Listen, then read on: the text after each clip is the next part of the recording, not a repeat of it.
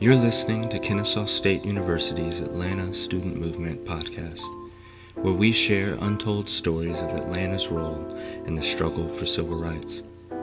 These stories give voice to unsung heroes who stood up against segregation in a city at war with itself, in a city that started a movement.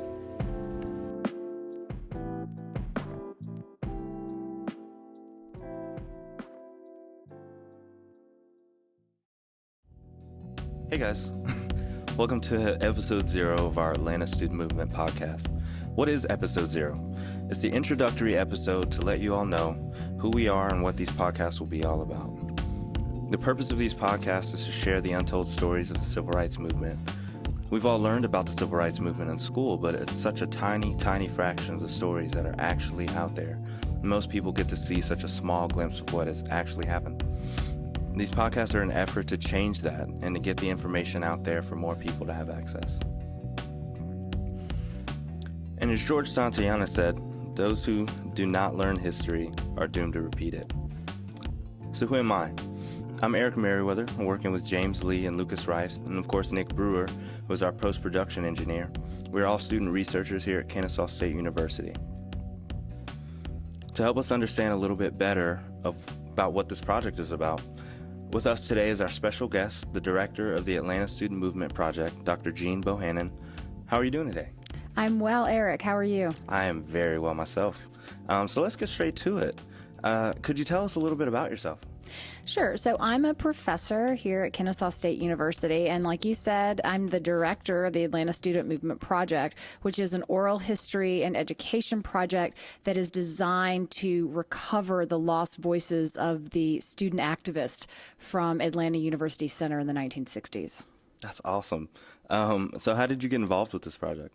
It's an interesting story with a little bit of an older history. So my grandmother was the head cashier at the employees' cafeteria at Rich's in 1960, and she told me a story about what happened on October 19th, which was one of the days of the biggest sit-ins that the student movement did during 1960. And she was telling me about this dynamic leader who led the students and who was just this enormous presence when they were trying to integrate the lunch counters. And that person was Lonnie King. So during 2016, one of my classes was designed around the Atlanta Student Movement Project. And one of my students had a connection to a high school teacher who went to church with Dr. King. So we got his phone number. My student called him up and said, "We would love for you just to sit for an interview with us." And he said, "No, but I'll come up and help you direct this project if you want me to." And that was the start of the Atlanta Student Movement Project. That sounds so cool. So where did all of the information for the project come from? So the project itself currently is funded with a generous grant from the Rich Foundation. And so what we do is we go straight to the primary sources, which are the voices of the elders who were then students themselves. And we contact them, we guide them through interview questions, and they tell us their own story in their own words.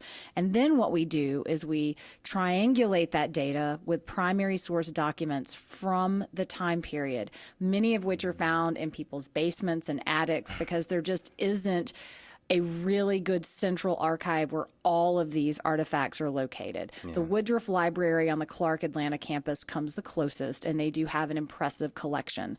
But as far as the inner workings of the movement and the notes sent to and from the different students and the students' letters back to their parents, all of these things are just kept in people's memory boxes. So we take those documents, combine them with the oral histories, and then we come up with this richer picture of actually what happened and how the actions of those students who put their bodies into the civil and human rights movement transformed a nation. So was there anything else you'd like to add? Well, one of the things that I think is so important about this project is that it's not like it's new.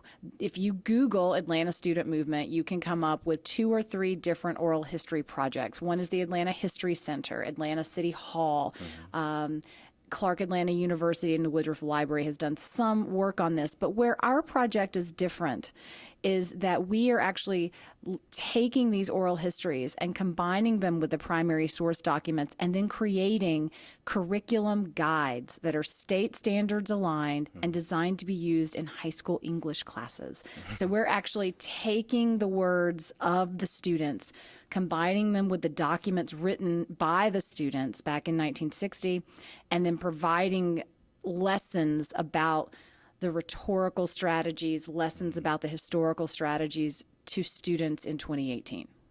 That's awesome.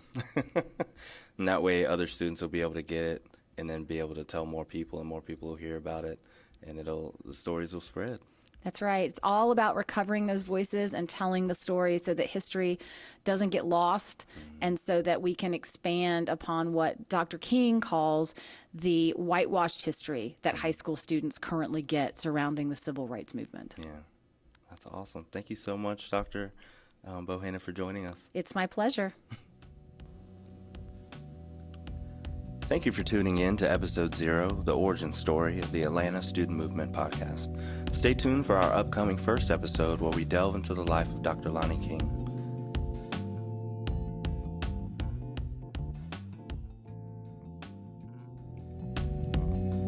Thanks for listening to Kennesaw State University's Atlanta Student Movement podcast. For more information, check out our podcast homepage for details on the project and how you can contact us. Thanks for listening.